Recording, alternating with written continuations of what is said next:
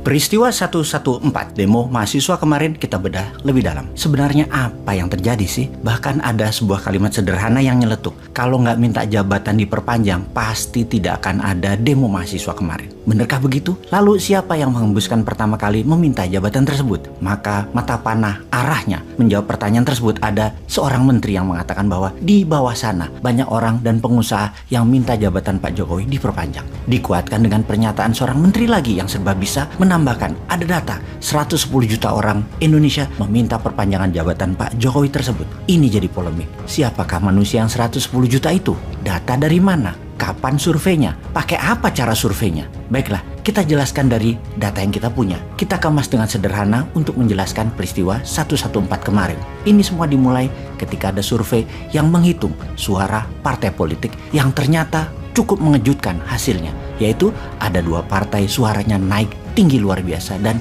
banyak partai yang suaranya berkurang jauh. Sejak saat itulah muasal awal dari peristiwa hingga mahasiswa turun ke jalan. Kok bisa begitu? Kita ulas. Hasil survei, PDIP suaranya naik ke 21%. Partai Demokrat, partai oposisi tersebut naik ke 12%. Partai pendukung pemerintah lainnya turun. Golkar 78%, PKB 4%, Nasdem 78%, juga sisanya turun semua termasuk Gerindra sekitar 13%. Pastinya kenaikan suara Partai Demokrat mengejutkan. Kalau utak-atik politik dilakukan, jika semua ini didiamkan sampai tahun 2024, maka diperkirakan Partai Demokrat akan terus naik suaranya, begitu juga PDIP. Ini menarik, ini anomali. Namun ini menunjukkan pemerintah dengan partai pendukung utamanya PDIP agaknya telah terjadi pemisahan bagi konstituen. Alias PDIP saat ini berkesan hanya partai pendukung pemerintah, bukan partai utama pemerintah. Padahal PDIP adalah partainya Pak Jokowi. Namun banyaknya anasir, orang-orang non-partai di sekeliling presiden mendominasi kebijakan untuk kepentingan mereka. Non-partai membuat PDIP kemudian mengambil langkah menjaga jarak dan PDIP berhasil mencitrakan hal tersebut. Jadi suara PDIP naik dan suara Partai Demokrat naik adalah respon dari ketidaksukaan masyarakat terhadap kebijakan orang-orang non-partai di sekeliling istana. Hasil survei yang mengejutkan tersebut disikapi oleh pejabat yang tidak diuntungkan tersebut. Pejabat non-partisan partai atau bukan orang partai di sekeliling istana gerah. Di kepala mereka, kalau diadakan pemilu 2024, maka hanya 2 partai ini yang akan mendapat respon baik. Sehingga lebih baik adalah tambah 2 atau 3 tahun lagi menjabat, alias kalau dihitung dari hari ini, masih ada 5 tahunan lagi menjabat. Jauh lebih baik daripada tidak akan mendapat apa-apa pada 2 tahun lagi dari sekarang. Atau hanya tersisa 2 tahun lagi peluangnya. Makanya partai dan petinggi partai yang mendukung perpanjangan jabatan adalah partai yang suaranya turun dan dekat dengan pengatur negara ini di pusat pemerintahan, yaitu Partai Kuning, Golkar, PKB, PAN yang memang turun jauh suaranya dan yang menyuarakan juga menteri non-partai atau yang partainya suaranya turun. Bagaimana kalau begitu kita melihatnya? Kemudian berdemo, menekan pemerintah tujuan utamanya hanya satu, tidak ada perpanjangan jabatan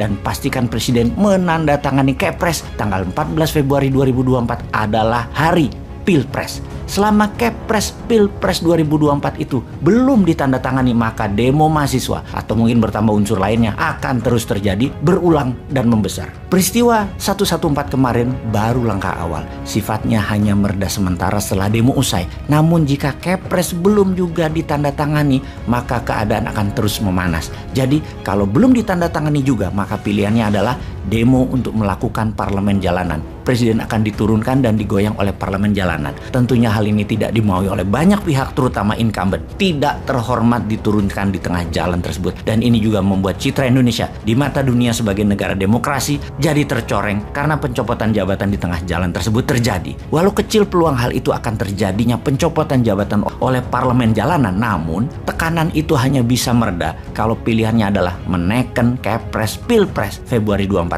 atau ada collateral damage dicopot. Siapa collateral damage tersebut? Yaitu mereka yang memprakarsai perpanjangan jabatan dicopot dari jabatannya sekarang. Pencopotan jabatan ini akan memberikan kedamaian sampai 2024. Atau kalau tidak ingin pencopotan ini dilakukan, maka tanda tangani segera Kepres Pilpres 2024. Itu juga membawa perdamaian sampai 2024. Oh ya, ada yang menarik, kalau pencopotan jabatan tersebut jika dilakukan ternyata akan menguntungkan suara PDIP yang telah berhasil melepas citra sebagai bagian dari anasir di sekeliling istana yang oportunis, yang gak punya konstituen tapi pegang jabatan. diuntungkan. Itu yang disebut konstituen oportunis. Kemudian ada pertanyaan fundamental, siapa kira-kira yang jadi sponsor demo? Itu nggak murah loh demo itu, dan nggak mudah dilakukan, apalagi hal ini akan bermain panjang. Biayanya mahal. Tentunya yang punya duit dan tentunya yang nantinya diuntungkan. Amerika, Tiongkok? Jawabannya bukan. Kemungkinan kalau kita membaca pakai ilmu who is benefiting, maka analisa yang memodali adalah konglo-konglo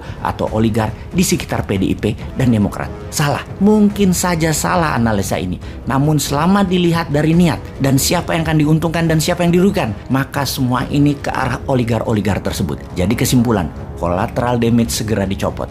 Tanda tangani Pilpres 14 Februari 2024. Indonesia tenang sampai 2024. PDIP dapat daya ungkit, Partai Demokrat dapat sedikit daya ungkit, tapi diuntungkan. Tidak dilakukan segera, pemerintah akan digoyang terus karena membiarkan orang-orang yang tidak punya kredibilitas politik memainkan politik. Dan tetap apapun itu, PDIP suaranya naik, Partai Demokrat suaranya naik. Kok Bosman tahu? Ya di belakangnya juga kolomnya sama.